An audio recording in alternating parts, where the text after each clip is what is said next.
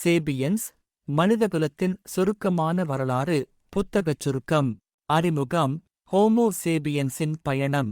யுவல் Noah ஹராரியின் sapiens மனிதகுலத்தின் விடியல் முதல் இன்று வரையிலான நமது இனமான ஹோமோ சேபியன்ஸின் வரலாற்றை ஆராய்கிறது.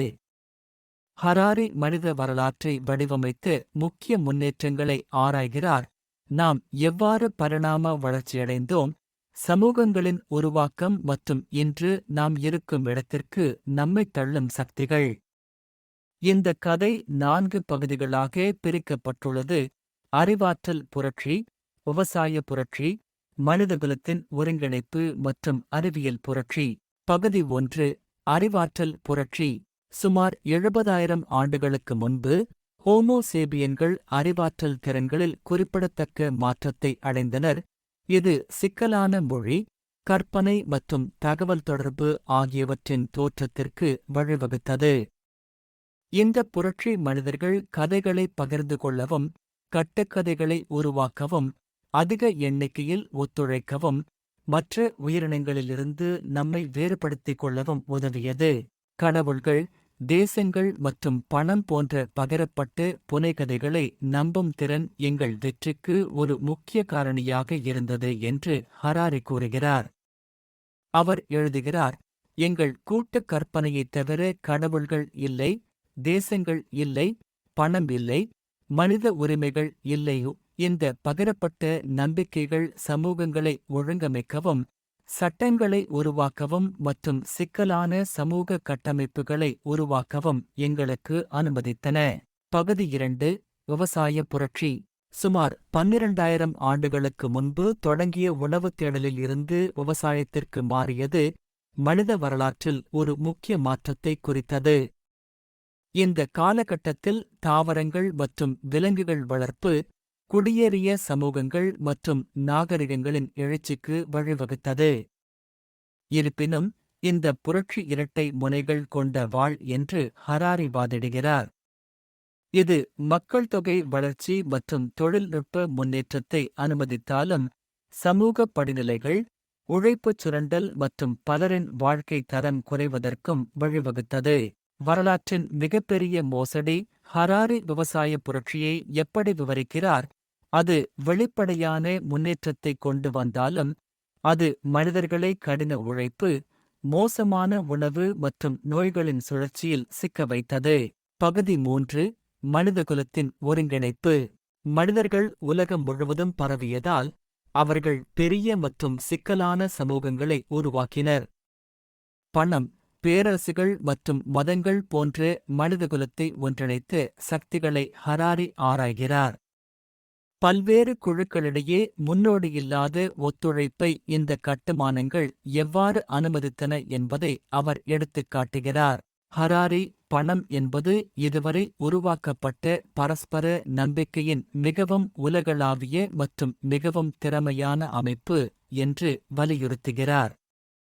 பணத்தின் கருத்து எவ்வாறு கலாச்சாரங்கள் மற்றும் மொழிகளில் வர்த்தகத்தை செயல்படுத்தியது, பொதுவான பொருளாதார அமைப்பின் கீழ் வேறுபட்ட குழுக்களை ஒன்றிணைக்கிறது என்பதை அவர் விளக்குகிறார்.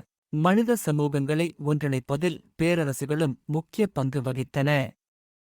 ஹராரி பேரரசுகள் பெரும்பாலும் அடக்குமுறையாக இருந்தாலும், கலாச்சார பரிமாற்றங்கள், தொழில்நுட்ப கண்டுபிடிப்புகள் மற்றும் பெரிய அளவிலான ஒத்துழைப்பை எவ்வாறு எளிதாக்கியது என்பதை விவாதிக்கிறது.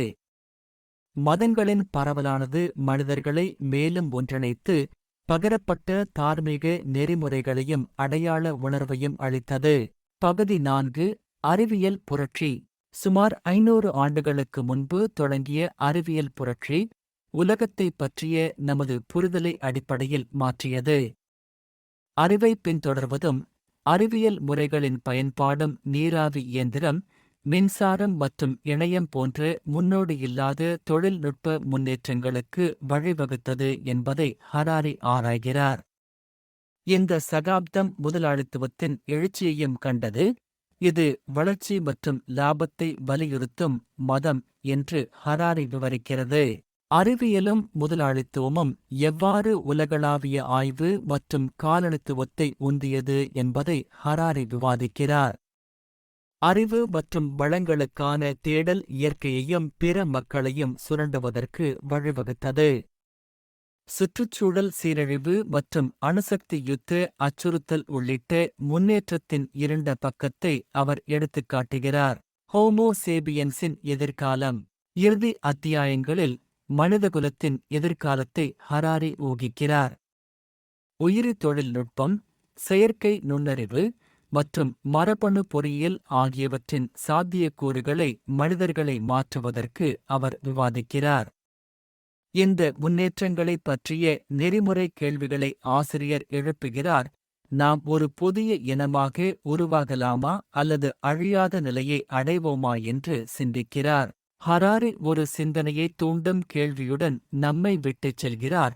தங்களுக்கு என்ன வேண்டும் என்று தெரியாத அதிருப்தி மற்றும் பொறுப்பற்ற கடவுள்களை விட ஆபத்தானது எதுவுமா? முடிவு: மாற்றத்தில் ஒரு இனம். சேபியன்ஸ் மனித வரலாற்றின் விரிவான கண்ணோட்டத்தை வழங்குகிறது. நமது இனத்தையும் நாம் வாழும் உலகத்தையும் வடிவமைத்த சக்திகளை ஆராய்கிறது. ஹராரியின் அறிவாற்றல், விவசாயம் மற்றும் அறிவியல் புரட்சிகள் பற்றிய ஆய்வு, மனித முன்னேற்றத்தின் சிக்கலான தன்மையையும் நம்மை ஒன்றாக இணைக்கும் பகிரப்பட்ட புனைகதைகளையும் வெளிப்படுத்துகிறது. நமது கடந்த காலத்தைப் பற்றி சிந்திக்கவும் நாம் உருவாக்க விரும்பும் எதிர்காலத்தைப் பற்றி சிந்திக்கவும் புத்தகம் நம்மை சவால் செய்கிறது. சேபியன்ஸை சுருக்கமாக கூறும்போது, ஹராரியின் பகுப்பாய்வு அணுகுமுறை மற்றும் சிந்தனையை தூண்டும் நுண்ணறிவுகளை படம்பிடிப்பது மிகவும் முக்கியமானது. மனிதகுலத்தின் கதை நிகழ்வுகளின் வரலாற்றை மட்டுமல்ல, நமது இருப்பின் தன்மை மற்றும் ஒரு இனமாக நாம் செய்யும் தேர்வுகளின் பிரதிபலிப்பாகும்.